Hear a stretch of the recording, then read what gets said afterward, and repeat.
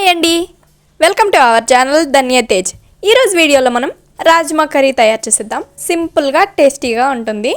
మీరు ఈ కర్రీ రెసిపీని కావాలంటే కుక్కర్లో కూడా తయారు చేసుకోవచ్చు.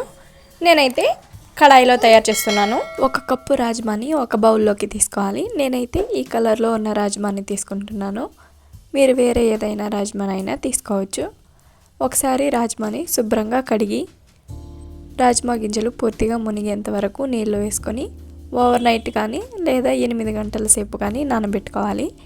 వీడియోలో చూపిస్తున్న విధంగా నానిన రాజ్మా గింజలను ఒక బౌల్లోకి తీసుకుని నానబెట్టిన నీళ్ళను తీసేసి వేరే నీళ్ళను వేసి రుచికి తగ్గట్టు ఉప్పు వేసుకొని హై ఫ్లేమ్లో రాజ్మా గింజలు పూర్తిగా ఉడికేంత వరకు ఉడికించుకోవాలి.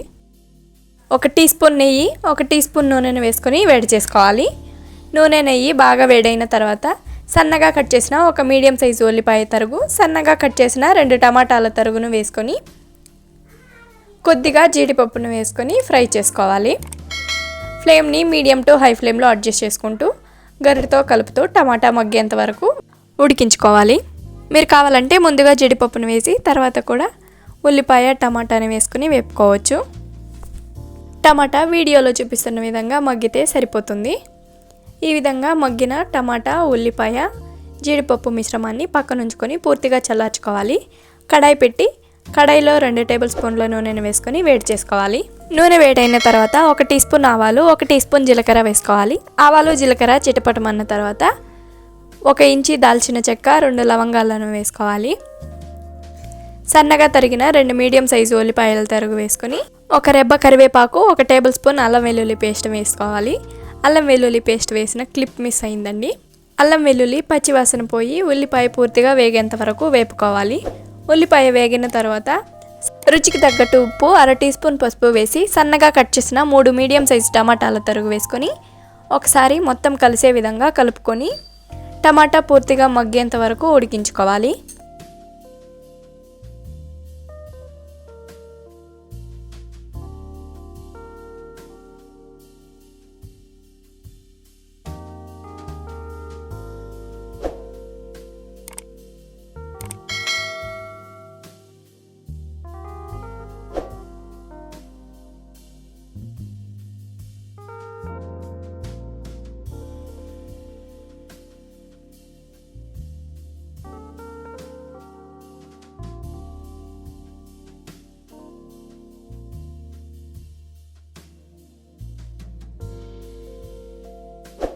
టమాటా వేగేలోపు మనమైతే మసాలాను తయారు చేసుకుందాం. మనం ముందుగా వేయించుకున్న టమాటా, ఉల్లిపాయ, జీడిపప్పు మిశ్రమాన్ని పూర్తిగా చల్లార్చుకున్నాం కదా, అందులో రుచికి తగ్గట్టు కారం, 1 టేబుల్ స్పూన్ ధనియాల పొడి, 1 టీ స్పూన్ గరం మసాలా పొడి, కొద్దిగా కొబ్బరిని వేసుకోవాలి. నేనైతే పచ్చి కొబ్బరి వేస్తున్నాను. మీకు పచ్చి కొబ్బరి అవైలబుల్గా లేకపోతే ఎండు కొబ్బరినైనా వేసుకోవచ్చు. కావాలనుకుంటే కొద్దిగా నీళ్ళను వేసుకొని వీడియోలో చూపిస్తున్న విధంగా స్మూత్ పేస్ట్గా గ్రైండ్ చేసుకోవాలి. గ్రైండ్ చేసిన మిశ్రమాన్ని పక్కన ఉంచుకొని టమాటా ఉడికిందా లేదా అని ఒకసారి చెక్ చేసుకుందాం. చూడండి, టమాటా అయితే పర్ఫెక్ట్గా ఉడికిపోయింది. మనం ముందుగా గ్రైండ్ చేసిన మసాలా మిశ్రమాన్ని ఉడికిన టమాటా మిశ్రమంలో వేసుకొని మొత్తం కలిసే విధంగా ఒకసారి కలుపుకొని ఫ్లేమ్ని మీడియం ఫ్లేమ్లో ఉంచి మూతతో క్లోజ్ చేసి 1 నిమిషం పాటు వదిలేయాలి.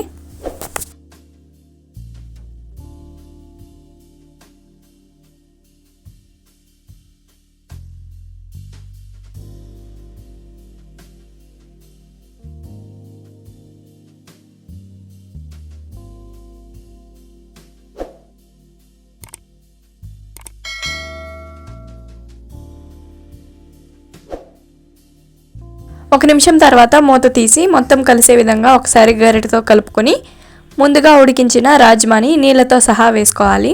మొత్తం కలిసే విధంగా ఒకసారి గరిటెతో కలుపుకొని 2 టీ స్పూన్ల కాశ్మీరీ రెడ్ చిల్లీ పౌడర్ని వేసుకొని మొత్తం కలిసే విధంగా మరోసారి కలుపుకోవాలి. మూతతో క్లోజ్ చేసుకుని ఫ్లేమ్ని మీడియం ఫ్లేమ్లో ఉంచి కర్రీ చిక్కపడి నూనె పైకి తేలేంత వరకు ఉడికించుకోవాలి.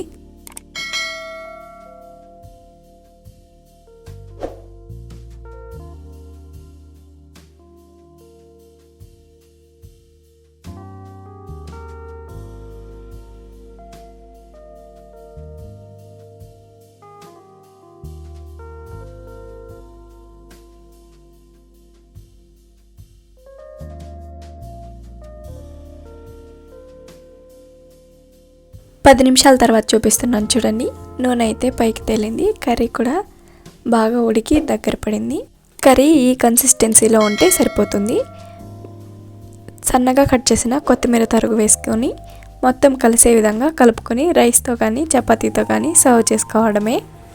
చాలా టేస్టీగా ఉంటుంది. హెల్త్కి అయితే చాలా మంచిది. మీరు కూడా ఒకసారి ట్రై చేసి రెసిపీ ఎలా వచ్చిందో కామెంట్ చేసేయండి. రాజ్మాతో మీరు ఏ రెసిపీస్ తయారు చేస్తారో కామెంట్ చేయండి.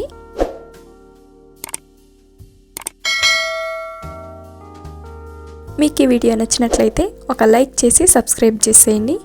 మీరు కూడా ఇదే విధంగా ట్రై చేసి రెసిపీ మీకు ఎలా వచ్చిందో కామెంట్ చేసేయండి. Thank you for watching.